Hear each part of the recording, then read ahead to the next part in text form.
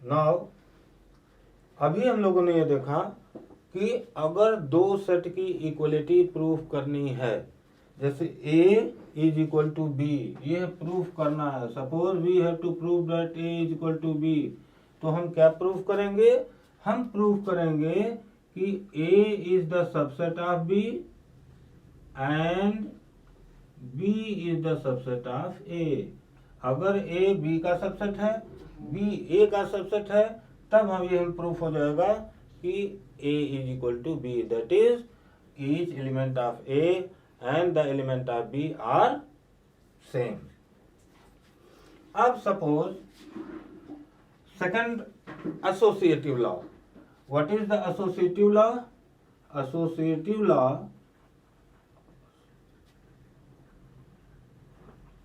associative A union B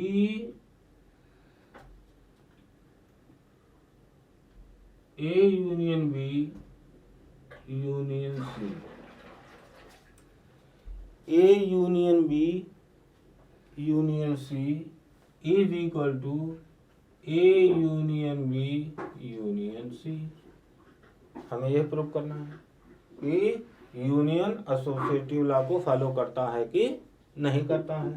चलिए, फिर इसे प्रूफ करने के लिए हमें क्या प्रूफ करना होगा कि this one left hand side is the subset of right hand side and right hand side is the subset of left hand side. क्यों? क्योंकि ये प्रूफ करने के लिए A is equal to B proof करने के लिए हमें क्या प्रूफ करना होगा कि A is the subset of B and B is the subset of A। अगर हम ये प्रूफ कर दें तो हम ये प्रूफ कर देंगे। चलिए, let X belong to A union B union C। ध्यान से समझिएगा, X belong to A union B union C, इसका मतलब क्या हुआ? इसका मतलब this implies that X belong to A और X belong to B union C। ये बात समझ में आई कि यदि X A, ये मैं पहले ही बता चुका हूं कि अगर कोई भी हम प्रूफ लेंगे तो we will take the variable, हम लोग वेरिएबल में ही काम करेंगे। कि अगर X A union from LHS से लेकर चलेंगे कि अगर X A union B union C में बिलोंग करता है, इसका मतलब क्या हुआ? या तो X A में बिलोंग करेगा या X B यूनियन C में बिलोंग करेगा। दिस इम्प्लाइज दैट कि X बिलोंग टू A और X बिलोंग टू B और X belong to C। Any confusion? क्योंकि X अगर B यूनियन, क्यों? देखिए, अगर X A यूनियन B में बिलोंग करता है, इसका मतलब क्या हुआ? X बिलोंग टू A और X बिलोंग टू B, ये हम जानते हैं। तो यहाँ पर X अगर B यूनियन C में बिलोंग करता है, इसका मतलब क्या हो गया कि X बिलोंग टू B और X belong to C। This implies that X belong to A or X belong to B और X belong to C। कोई दिक्कत? No any problem. Same line हमने यहाँ रिपीट कर दिया, बट केवल हमें ये ब्रैकेट में हमने कर लिया है। This implies that X belong to A union B or X belong to C। This implies that X belong to A union B union C। अब यहां पर हमने क्या देखा कि X A union B union C में हम late किया था, हम लोगों ने लेट किया था कि let X belong to A union B union C, और हमें रिजल्ट, फिर हम कहां पहुंच गए कि X belong to A union B union C। इसका मतलब क्या हुआ? This one is the subset of this, क्योंकि x यदि a में बिलोंग करता है और x b में भी बिलोंग करता है, इसका मतलब a is the subset of b.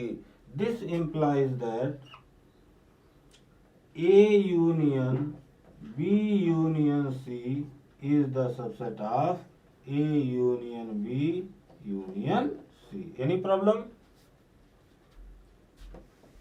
यहां पर इसका मतलब हो गया कि this one is the subset of this. अब हमें प्रूफ हो गया कि पहला सेट दूसरे सेट के सबसेट है. सिमिलरली हम यह प्रूव कर देंगे यह भी इसका सबसेट है. ये कैसे प्रूव करेंगे? On the right hand side we will prove it. कि अब हम राइट हैंड साइड से लेकर के चलेंगे. लेट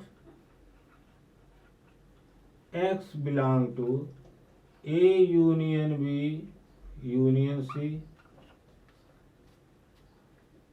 और अगर x a union b union c में बिलोंग करता है, इसका मतलब क्या हो गया?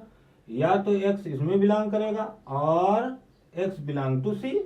Right down it. This implies that x belong to a union b और x belong to c. This implies that x belong to a और x belong to b or x belong to C. You can write like this.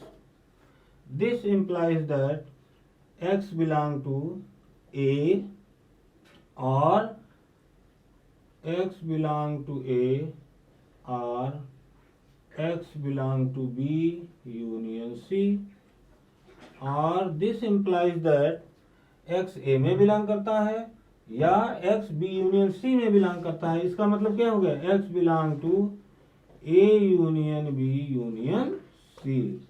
This implies that, देखिए यहाँ x हम right hand side लेकर के x यहाँ इसमें belong करता था और वही x किस में बिलोंग कर रहा है? इसमें बिलोंग कर रहा है. इसका मतलब A union B union C is the subset of A union B union C. Means यह इसका सबसेट है एंड यह इसका सबसेट है. इसका मतलब हो गया कि each element of this left hand side is equal to each element of right. हर एलिमेंट इस लेफ्ट हैंड साइड के इस सेट में मिलते हैं. इस सेट के हर एलिमेंट इसमें है, लेफ्ट हैंड साइड के सेट में है. इसका मतलब ये हो गया कि A is equal to B. That is यह दोनों सेट आपस में बराबर हैं. तो this implies that A union B union C is equal to A union B union C. ये बराबर. जब भी equality of the two set हमें प्रूव करना हो तो हम क्या प्रूव करेंगे? हम प्रूव करेंगे कि पहला सेट दूसरे के सबसेट है, दूसरा सेट पहले के सबसेट है. इसका मतलब उसके हर एलिमेंट उसमें बिलोंग करते हैं दूसरे सेट में, दूसरे सेट के हर एलिमेंट पहले सेट में बिलोंग करते हैं. तो we will prove that both the sets are equal. That is it prove the associative law.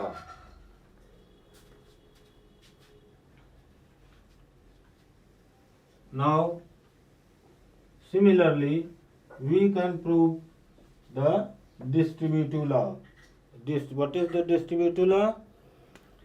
A union B distributive law. Distributive law को फॉलो करता है कि नहीं देखा जाए. A union B intersection C is equal to A union B intersection A union C. This is the distributive law. This is the distributive law. अब distributive law को proof करने के लिए हमें क्या प्रूफ करना होगा? हम जानते हैं, अभी फिर मैंने बताया था कि अगर हमें सेट x और सेट y दोनों की इक्वलिटी प्रूव करनी हो तो सबसे पहले हम क्या प्रूव करते हैं कि x is the subset of y and y is the subset of x. Then we will prove कि x is equal to Y. ये बात समझ में आया कि x, अगर x और y दो सेट हों, दोनों की इक्वलिटी प्रूव करनी है, तो हमने अभी कई बार हमने ये टर्म रिपीट किया कि हम क्या प्रूव करेंगे कि x y का सबसेट है। मतलब क्या हुआ इसका कि x के सारे एलिमेंट y के एलिमेंट हैं, y x का सबसेट है, इसका मतलब y के सारे एलिमेंट x के एलिमेंट हैं। इसका मतलब क्या हो गया, x equal to Y, x और y बराबर है। यहाँ भी हम यही प्रूव करेंगे कि A union B intersection C is equal to A union B intersection A union C। ये प्रूव करना है। चलिए आइए, from the left hand side हम प्रूव करें। क्या प्रूव हम कर देंगे कि यह left hand side right hand side का सबसेट है, right hand side left hand side का सबसेट। ये प्रूव कर देंगे, हमारा काम हो जाएगा। चलिए, let x belong to A union B intersection C। इसका क्या मतलब हो गया, इसका मतलब this implies that x belong to A और x belong to B intersection C। या तो x A में बिलोंग करता है या और x belong to B intersection C। This implies that x belong to A और अब x B इंटरसेक्शन C में बिलोंग करता है। इसका क्या मतलब हुआ, x B में भी बिलोंग करता है और x C में भी बिलोंग करता है। तो this implies that x belong to B and x belong to C। ये मैं बता चुका हूँ एंड और आर के बारे में कि अगर इंटरसेक्शन है दो सेट का, इसका मतलब ये पॉइंट जो भी इंटरसेक्शन के एलिमेंट होंगे वो A में भी बिलोंग करते हैं और B में भी बिलोंग करते हैं, तभी वो इंटरसेक्शन में आएंगे। ये बात समझ में आई कि नहीं, that is the common element. वो A में भी है और B में भी, इसीलिए हम एंड यूज करते हैं फॉर द इंटरसेक्शन। तो this implies that x belong to A और x belong to B and x belong to A और x belong to C। This implies that अगर x A में बिलोंग करता है और x B में belong करता है, this implies that x belong to A union B and x belong to A और x बिलोंग टू C और ओ आर का मतलब यूनियन। इसका मतलब x कहाँ बिलोंग करता है, A यूनियन C में बिलोंग करता है। अब अगर x A यूनियन B में बिलोंग करता है and means it is the intersection of the two set and x belong to A union C। इसका मतलब क्या हो गया कि x belong to A union B intersection A union C। देखिए x कहाँ बिलोंग कर रहा था, लेफ्ट हैंड साइड से लेकर के चले तो यहाँ x किस में बिलोंग किया, A union B intersection A union C। That is this left hand side is the subset of right hand side. This is the right hand side. यानी कि x यहाँ बिलोंग करता था, ये हम ले करके चले और हमने रिजल्ट क्या मिला कि x इसमें भी बिलोंग करता है, राइट। सिमिलरली हम राइट हैंड साइड भी लेकर के चलेंगे कि A union let x belong to right hand side A union B intersection A union C। अब हम यहाँ से से लेकर के चलेंगे कि x इसमें बिलोंग करता है, तो हमें रिजल्ट क्या मिलना चाहिए कि x इसमें भी बिलोंग करेगा। इसका मतलब हो गया this is the subset of this. अब एक दूसरे के अगर left hand side right hand side के सबसेट और right hand side left hand side का सबसेट है, तो हम दोनों क्या प्रूव कर देंगे, these are equal. In the next time we will prove it. Okay.